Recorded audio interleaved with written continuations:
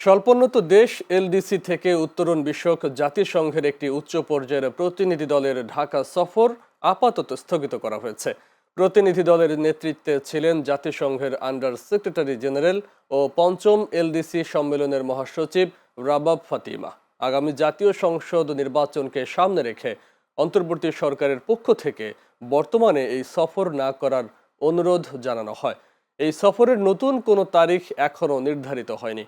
তবে বাণিজ্য মন্ত্রণালয় ও অর্থনৈতিক সম্পর্ক বিভাগ ইআরডি থেকে জানা গেছে, আগামী মাসে নির্বাচিত সরকার দায়িত্ব গ্রহণের পর প্রতিনিধি দলটি বাংলাদেশ সফর করতে পারে।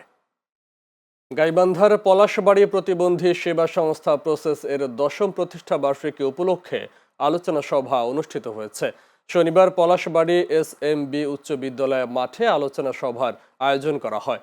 প্রতিবন্ধী সেবা সংস্থা প্রসেসের প্রতিষ্ঠাতা পরিচালক জাকারিয়া মাসুদ জলিলের সভাপতিত্বে অনুষ্ঠানে প্রধান অতিথি ছিলেন গাইবান্ধা 3 আসনের বিএনপি মনোনীত প্রার্থী ডাক্তার সৈয়দ মইনুল হাসান সাদিক।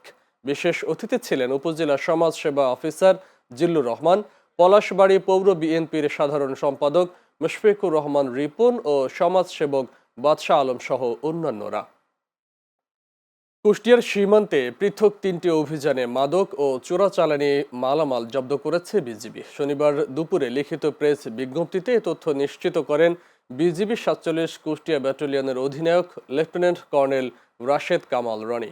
বিজ্ঞপ্তিতে বলা হয়, গোয়েন্দা তথ্যের ভিত্তিতে শুক্রবার রাতে পুরাতন ঠোটার পাড় নামক স্থান থেকে অভিযান চালিয়ে মালিকবিহীন অবস্থায় ভারতীয় 10 বোতল মদ এবং 1200 পিস সিলডেনাফিল ট্যাবলেট জব্দ করা হয়। অন্যদিকে গরুরা স্কুল পাড়া নামক স্থান থেকে ভারতীয় 10 বোতল মদ জব্দ করা হয়।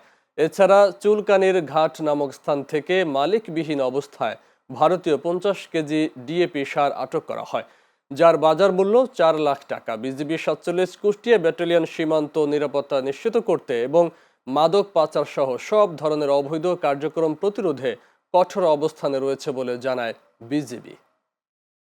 কুমিল্লার দাউদকান্দিতে ইসলামী জীবন বিধান প্রতিষ্ঠায় আমাদের করণীয় শীর্ষক আলোচনা সভা ও ইমামদের মাঝে শীত বস্ত্র বিতরণ করা হয়েছে। শনিবার গৌরীপুর বাজারের একটি রেস্টুরেন্টে স্থানীয় সৃষ্টি সাহিত্য সাংস্কৃতিক সমাজ কল্যাণ সংগঠনের আয়োজনে অনুষ্ঠানের আয়োজন করা হয়। এতে প্রধান অতিথি ছিলেন কবি, কলামিস্ট ও সংগঠক মোহাম্মদ আলী আশরাফ খান। সভাপতিত্ব করেন সংগঠনের সভাপতি মোহাম্মদ সাইফুল ইসলাম স্বপন। প্রধান আলোচক ছিলেন মুফতি মাজহারুল ইসলাম। গত 17 বছরে একটি রাজনৈতিক দল বীর মুক্তিযোদ্ধাদের ব্যবহার করে নিজেদের ফায়দা লুটেছে বলে মন্তব্য করেছেন শরীয়তপুর 3 আসনের বিএনপির মনোনীত প্রার্থী মিয়া নুরুদ্দিন আহমেদ অপু। শনিবার দুপুরে শরীয়তপুর ভেদরগঞ্জ উপজেলার মুক্তিযোদ্ধা ভবনে মুক্তিযোদ্ধাদের সঙ্গে আয়োজিত মতবিনিময় সভা শেষে সাংবাদিকদের তিনি একথা বলেন। অপু বলেন, মুক্তিযোদ্ধারা জাতির শ্রেষ্ঠ সন্তান, তাদের সম্মান ও মর্যাদা ক্ষুণ্ণ করার কোনো সুযোগ নেই। মুক্তিযুদ্ধের চেতনাকে পুঁজি করে যারা ব্যক্তি স্বার্থ হাসিল করেছে, ইতিহাস একদিন তাদের জবাব দেবে। এ সময় উপজেলা মুক্তিযোদ্ধা ও মুক্তিযোদ্ধা পরিবারের সদস্যরা উপস্থিত ছিলেন। সুনামগঞ্জের জামালগঞ্জে 50 পিস ইয়াবা ট্যাবলেট সহ মেহেদী হাসান জয় নামে এক মাদক কারবারিকে আটক করেছে পুলিশ।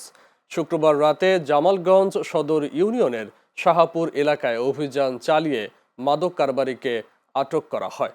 আটককৃত ব্যক্তি জামালগঞ্জ সদর ইউনিয়নের শাহপুর গ্রামের মৃত মোসাব্বির তালুকদারের ছেলে। পুলিশ জানায়, গোপন সংবাদের ভিত্তিতে জামালগঞ্জ উপজেলার শাহপুর ঈদগাহ মাঠ এলাকায় ইয়াবা ট্যাবলেট বেচা কেনার সময় ইয়াবা সহ তাকে আটক করে পুলিশ। জামালগঞ্জ থানার অফিসার ইনচার্জ মোহাম্মদ বন্দে আলী জানান, মেহেদী হাসান জয়ের বিরুদ্ধে মামলা দায়ের করে আসামিকে আদালতের মাধ্যমে কারাগারে পাঠানো হয়েছে। আন্তর্জাতিক ক্রিকেট কাউন্সিল এবং বাংলাদেশ ক্রিকেট বোর্ডের মধ্যে বহুল আলোচিত চূড়ান্ত পর্যায়ের আলোচনার শুরুতেই বড়সড় ধাক্কা। একজনের ভিসা জটিলতায় আইসিসির 2 সদস্যের প্রতিনিধি দলের অর্ধেক হয়ে যাওয়ায় আলোচনার শুরুতেই একটি লজিস্টিক বিপর্যয় দেখা দিয়েছে।